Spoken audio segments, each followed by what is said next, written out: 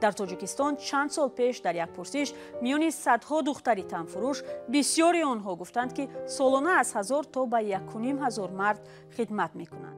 اصلا ما چی پودون کار میکنم با من آید مثل بیره آید دختره غیره و مثل زد اینانتری کار دا مخصوص شد.